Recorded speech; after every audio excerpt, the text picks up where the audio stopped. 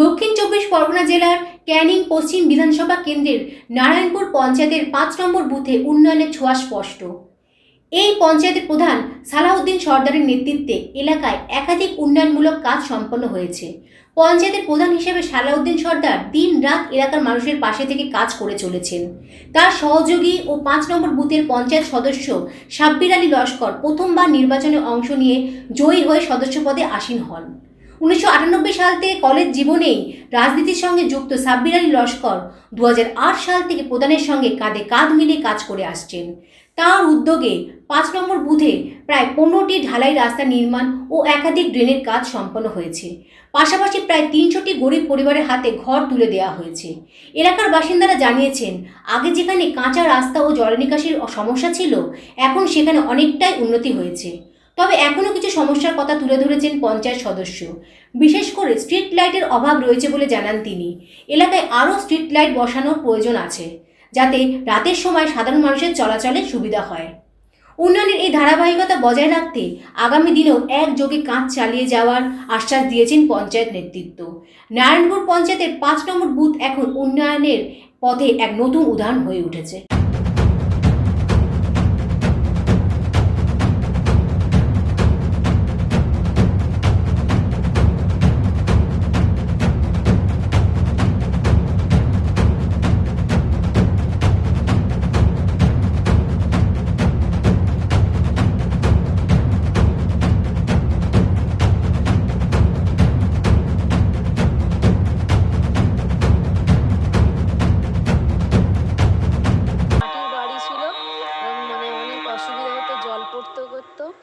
তার জন্য আমাদের হচ্ছে কি সরকার থেকে এই আবেদন করার পরে সরকার থেকে ঘর দিয়েছে।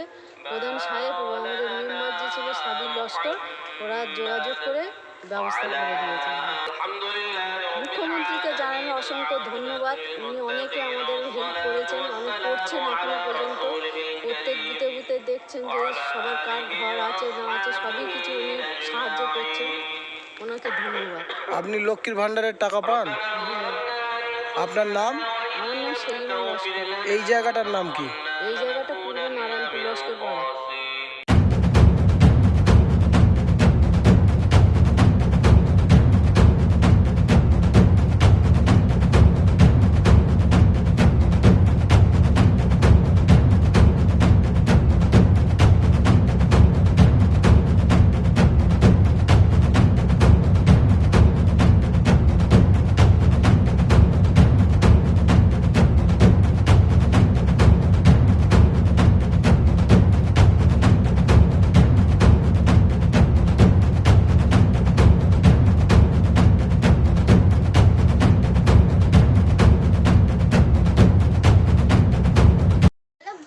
এই আপনি যে ঘর পেয়েছেন এ বিষয়ে কাদেরকে ধন্যবাদ জানাবেন?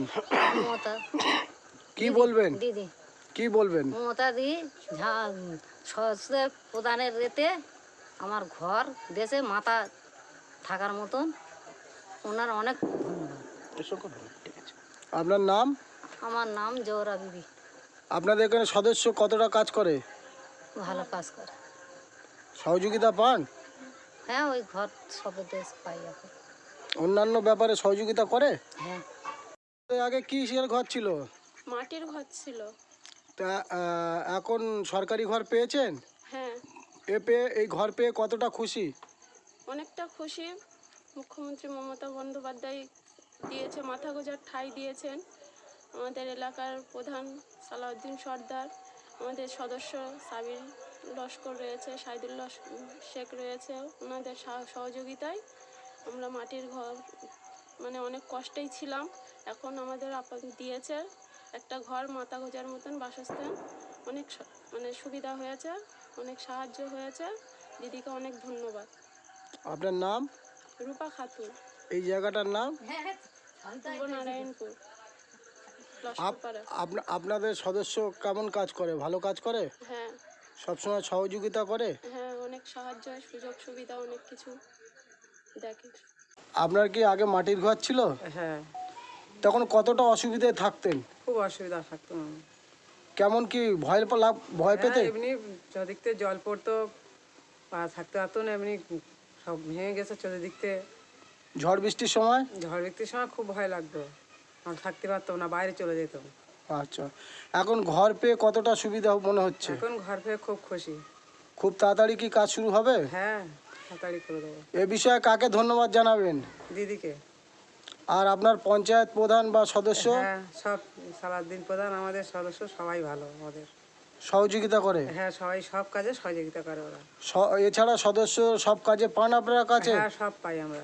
সব কাজে সহযোগিতা করে? হ্যাঁ, যখন যা বলি তখন তা ওরা করে আমাদের। আপনার নাম? আমার নাম মাহমুদা লস্কর। এই জায়গাটার নাম? এই জায়গার নাম ধোয়াঘাটা নারায়ণপুর। দেখুন 2013 সালে আমরা দায়িত্ব পাওয়ার পর থেকে আমি এলাকা প্রচুর হারে আমি যতটা টাকা পেয়েছি আমার এসডিপি থেকে বা আমার গ্রাম পঞ্চায়েতের যে 14 ফিনান্সের যে টাকা পয়সা পাওয়া যায় আমি প্রচুরভাবে কাজ করেছি সব বুথের স্তরে আমার কাজ পৌঁছে দেওয়া আছে। আপনারা সেটা দেখেছেন, উপলব্ধি করতে পেরেছেন। আমি আর একটা কথা বলে দিই, আমি কত কাজ করেছি আমি নিজে তার প্রমাণ দিতে পারবো না। প্রমাণ আছে খাতা কলমে, সেটা বলতে হবে। তবে আপনারা যাচ্ছেন দেখবেন যত ঢালাই রাস্তা আছে, যত ড্রেন আছে 2013 সালের পর থেকে এগুলো আমার হাতে তৈরি। দাদা, দেখছিলাম ওখান থেকে ওই রাস্তায় যাওয়ার একটা যে পাকা রাস্তা আছে, পাকা রাস্তাটা বেহাল অবস্থা, ততটা ভালো না। এটা কি মেরামতের জন্য কোনো? হ্যাঁ, মেরামতের জন্য বলেছিলাম, ওটা আমাদের এসডি সুন্দরবন থেকেই করবেন। ঠিক আছে, ওটা একটা কালো রাস্তা, পিচের রাস্তা, এটা একটু সময় লেগে যায়। আমরা প্রথমে আমাদের গ্রামের মানুষকে বলেছিলাম যে এই বিটুমিনিয়াস রোড, এই গ্রামের ছোট ছোট রাস্তা এইগুলো করলে সময় লাগে, মেয়াদ লাগে সাথে রিপেয়ার করতে। যদি আমরা কংক্রিটের ঢালাই রাস্তা করে দিতে পারতাম অত সহজভাবে নষ্ট হতো না। এর জন্য তদবির তাগাদা চলছে, আমার জানানো আছে। খুব তাড়াতাড়ি টেন্ডার পর্যায়ে আছে, এটা করে দিতে পারবো রিপেয়ার। আপনার 4 নম্বর বুথের সদস্য কতটা কাজ করছে আপনার 4 কাছে? নম্বর বুথের সদস্য সাবির লস্কর, তিনি সত্যি কথা বলতে অফুরন্ত কাজ করেন পার্টির জন্য, দলের জন্য, এলাকার মানুষের জন্য, প্রত্যেকেই তিনি কাজ করে দেন। প্রথমে ধন্যবাদ আপনাদের চ্যানেলকে। আমরা নারায়ণপুর অঞ্চলের গ্রামবাসীবৃন্দ এবং আমি নারায়ণপুর অঞ্চলের 4 নম্বর সংসদের 5 নম্বর বুথের পঞ্চায়েত সদস্য সাবির আলী লস্কর। না, আগে আমি এবারের প্রথম সদস্য।